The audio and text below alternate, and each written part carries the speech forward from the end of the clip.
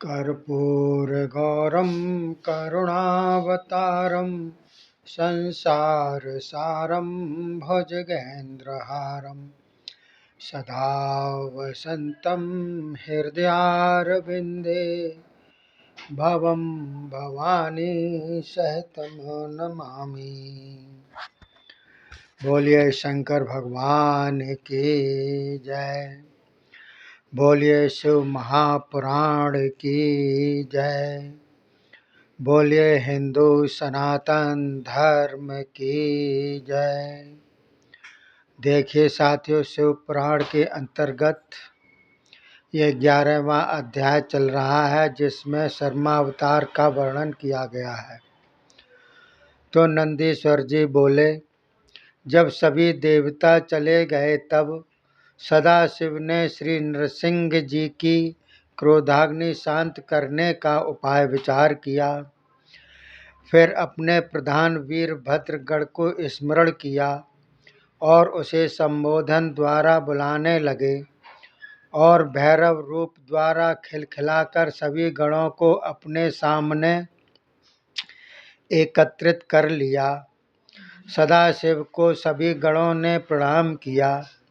तब गेंद के समान कूदते फांदते प्रलय काल की अग्नि के समान प्रकाशमान त्रिनेत्रधारी डमरू एवं त्रिशूलादि शस्त्र लिए जटाजूट से सुशोभित चंद्रकला को मस्तक पर धारे, जिनकी दांतों की नोकें इंद्रधनुष की भी लज्जित कर रही थी, हूँ हूँ ध्वनि द्वारा दिशा विदिशा को कंपाते मेघ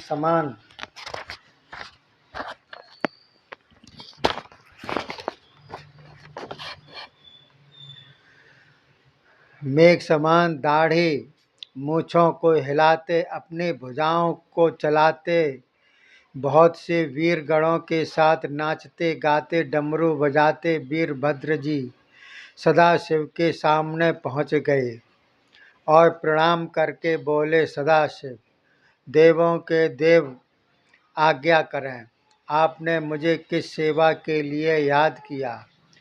वीरभद्र के मधुर वचन सुनकर सदाशिव ने अपने प्रिय पुत्र वीरभद्र को गले लगाते हुए कहा, प्रिय वीरभद्र, तुम भैरव का घोर रूप धारण कर देवताओं को संकट से बचाओ। नृसिंह की आग से बेचारे भयभीत होकर इधर उधर भटक रहे हैं। सबसे पहले शांति के साथ वहां पहुंचो, उनकी क्रोधाग्नि को शांत करो। यदि ऐसा न हो सके तो अपना भैरव का घोर रूप दिखाकर नृसिंह जी के तेज को सूक्ष्म कर देना। फिर भी शांत न हो तो मेरे आज्ञा द्वारा अपना सुंदर रूप धारण कर लेना, उसके द्वारा शांत हो जाएंगे। जाओ, अब देर ना करो। नंदीश्वर बोले। शिव आज्ञा से वीरभद्र नृसिंह जी के समीप पहुँचे। नम्रता के साथ मधुर वाणी द्वारा उन्हें पुत्र के प्रति जैसे पिता कभी अभिमान से भी बोल देते हैं, उसी प्रकार समझाने लगे और बोले, माया के स्वामी विष्णु जी, आप तो जगत को आनंदित करने के लिए ही अवतार लिया करते हो। यह रूप तो ब्रह्मा जी के कथनानुसार ही धारण किया है। सबसे पहले मत्स्य रूप धार कर अपनी पूंछ के द्वारा ही प्रलय समुद्र से नौका को तारा था। फिर कच्छप होकर पृथ्वी को धारण किया। शुक्रावतार द्वारा गेंद के समान गोल पृथ्वी को दांतों से उछालकर रसातल से ऊपर लाए थे। नृसिंह रूप द्वारा हिरण्यकशिप का वध किया। वामन रूप से बल को बांध लिया। आपके अवतार तो भक्तों की रक्षा के लिए हुआ करते हैं। हे स्वामिन, इस समय आपसे तो मुझे कोई बड़ा दिखाई नहीं देता। आप ही शिव ध्यान में मग्न होकर सनातन धर्म मार्ग को स्थापित किया करते हो।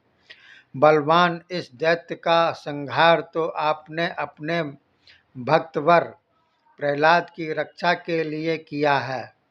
स्वामिन, यह आपका नृसिंह रूप बड़ा भयानक है, इसलिए इससे त्रिलोकी कांप रही है। इसमें संपूर्ण प्राणियों को सुख हो, इसलिए मेरे देखते देखते आप इस क्रोधाग्नि को शांत करो, मुझे शिव की आज्ञा यही है। नंदीश्वर बोले, हे सनत कुमार जी, वीरभद्र के इस प्रकार शांतमय वचन कहने पर भी नृसिंह जी की क्रोधाग्नि शांत न हुई, उल्टा और भी बढ़ गई। आंखों से चिंगारियां निकलने लगीं। अपने दांत पीसकर भयंकर गर्जना करते हुए बोले, वीरभद्र, वीरभद्र, जहाँ से आए हैं वहीं लौट जाओ। संसार का भला बुरा मैं स्वयं समझता हूँ। मैं तो इस समय संसार के विनाश के लिए तुल गया हूँ। सबका संहार करने वाला मैं ही हूँ। मेरा कोई संहार नहीं कर सकता। मैं सबका अधिपति हूँ। मुझ पर किसी का शासन नहीं। संवर्तक निवर्तक दोनों शक्तियाँ मेरी हैं।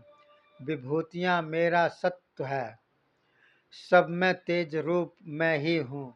सारे देवता मुझको ही परमार्थ ज्ञाता जानकर आवाहन करते हैं। इंद्र आदि संपूर्ण देवता मेरी शक्ति तथा मेरे ही अंश द्वारा संपन्न हुए हैं।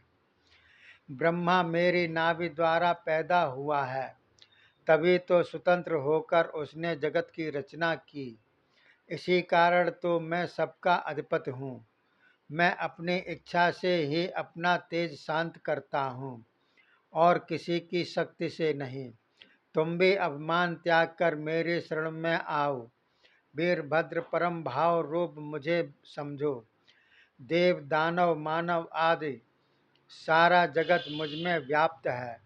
मैं संहार कर्ताओं के महाकाल हूँ। उत्पत्ति, स्थिति, संहार कर्ता एवं कारण मुझे जानो। मैं तो इस समय लोक विनाश के लिए ही तत्पर हूँ, तभी तो मैं काल रूप हो रहा हूँ। देवता मेरी कृपा द्वारा जी रहे हैं, जीते रहेंगे। नंदीश्वर बोले, जब इस प्रकार अभिमान युक्त विष्णु जी के वचन वीरभद्र ने सुने, तब अपने होठ फड़फड़ाकर कुछ हंसते हंसते वीरभद्र बोला, विष्णु जी, आप इस प्रकार का असत्य वातावरण पैदा करके अपना नाश क्यों करना चाहते हो? आप उस शंकर भगवान को भूल गए जिसके द्वारा सारे विश्व का संहार होता है। अब आपके और कौन कौन से अवतार बाकी हैं, उनका क्या हाल होगा? कुछ नहीं। आपकी यह दशा जिस अवतार के कारण हुई उसे तो कहिए। अब सृष्टि का संहार करने में निपुण भगवान शंकर से अब और कुछ लेना चाहते हो? प्रकृति में पुरुष के द्वारा वीर का संचार हुआ करता है। प्रकृति जड़ है, शंकर पुरुष हैं। उसी पुरुष रूप के अंश से आपकी नाभि रूप प्रकृति में पहले पहले रजोगुण लाल कमल पैदा हुआ। उसी से ब्रह्मा पैदा हुए। कहिए, इस जड़ रूपी प्रकृति में आप क्या महत्ता रखते हैं?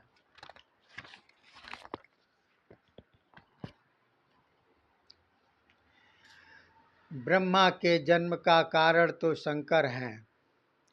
ब्रह्मा ने जिस समय सृष्टि उत्पन्न करने की इच्छा की, तब उनको शंकर जी की तपस्या की सूझी। अपने मस्तक में नील लोहित रूप शंकर का ध्यान लगाया। उसी तपस्या की सहायता से विश्व को पैदा किया। इस कारण विश्व की उत्पत्ति के कारण तो सदा शिव हैं। मैं उन्हीं का चरण सेवक हूँ। मैं उन्हीं की आज्ञा से आपको समझाने के हेतु यहाँ आया हूँ। अब आप ही विचार करो कि आपने हिरण्यकशिपु का वध कर किसकी शक्ति से किया? वह किसका तेज था? सदाशिव का नहीं था क्या? उन्हीं के तेज को पाकर आप इतने गर्व से बोल रहे हैं। भगवान शंकर वही अपना तेज शांत करना चाहते हैं। यह तेज उन्हीं का है, इसमें आपका क्या अधिकार? आपकी तो यह गर्जना व्यर्थ के अभिमान की है। सज्जन पुरुष तो विश्व की शांति चाहते हैं और उसमें अशांत दुष्टों का विनाश भी।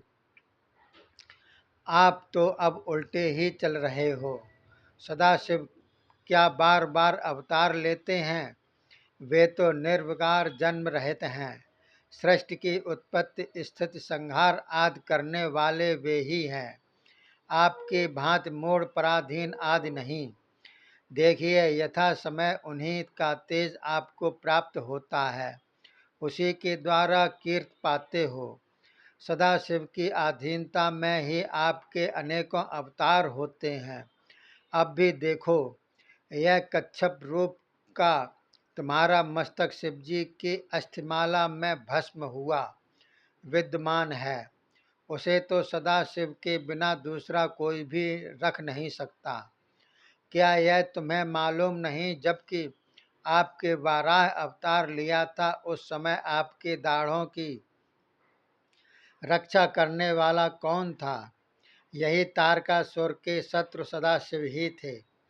प्रजापति दक्ष ने जब यह महायज्ञ किया था, तब शिव के त्रिशूल से उत्पन्न अग्नि से अग्नि के द्वारा आपका ही मस्तक जलने लगा था।